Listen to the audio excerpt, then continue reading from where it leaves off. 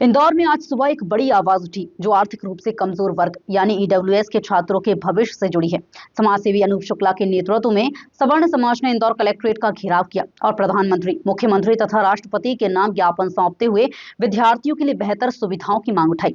भीड़ में मौजूद समाजजन अपने हक और अधिकार की मांग को लेकर नारे लगा रही थी और यह प्रदर्शन इस बात का संकेत है कि अब सिर्फ सोशल मीडिया तक सीमित नहीं रहना है। इस पूरे घटनाक्रम पर जनसंचार न्यूज के एडिटर रजत तिवारी ने समाज सेवी अनूप शुक्ला से जानकारी ली।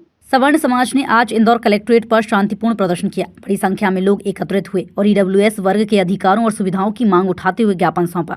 वहीं अनूप शुक्ला ने कहा कि आर्थिक रूप से कमजोर वर्ग के छात्र आज भी कई मूलभूत सुविधाओं से वंचित हैं। उन्होंने मांग की कि ईडब्ल्यूएस छात्रों के लिए अलग हॉस्टल की व्यवस्था की जाए, यूपीएससी सहित अन्य प्रतियोगी परीक्षाओं के लिए निःशुल्क कोचिंग उपलब्ध कराई जाए।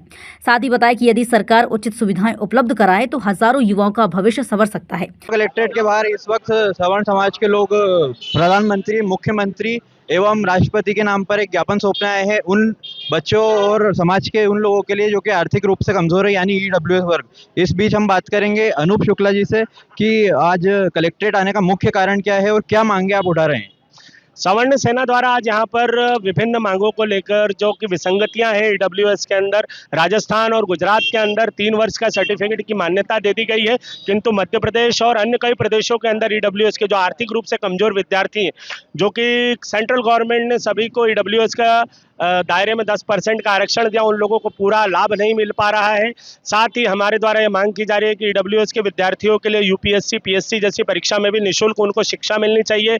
हमारे द्वारा यह भी मांग करी जा रही है कि ईडब्ल्यूएस के बच्चों के लिए यहाँ पर हॉस्टल बनना चाहिए। साथ ही ओबीसी और एससी एसटी के बच्चों को जैसा स्कॉलरशिप दी जाती है उसी तर्ज पर ईडब्ल्यूएस के विद्यार्थियों को भी 5 से 10 हज़ार रुपये स्कॉलरशिप मिलने चाहिए। यह सब मांग करके हमने यहाँ पर आज अपना ज्ञापन राष्ट्रपति और प्रधानमंत्री के नाम दिया है और यह मांग करी है कि प्रमुखता से इसके ऊपर मुख्यमंत्री विषय पर तुरंत संज्ञान में लेते हुए कुछ न कुछ कार्रवाई करेंगे। वो तो ये थे अनूप शुक्ला। अब देखते हैं कि शासन और प्रशासन इस चीज पर कैसे रिएक्ट करता है। वहीं सवर्ण समाज के पदाधिकारियों ने चेतावनी दी कि यदि इन मांगों पर गंभीरता से विचार नहीं किया गया तो आंदोलन को और व्यापक रूप दिया जाएगा।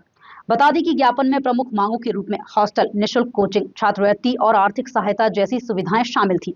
हमारी जो मुख्य मांगे हैं कि जो गरीब वर्ग से जो भी छात्र छात्राएं आते हैं उनको हॉस्टल की सुविधा हो और जो ईडब्ल्यूएस का जो सर्टिफिकेट बनता है वो 1 वर्ष के लिए होता है, जिसकी अवधि बढ़ाकर 3 वर्ष कर देनी चाहिए, जो कि राजस्थान और अन्य सरकारों ने भी किया है।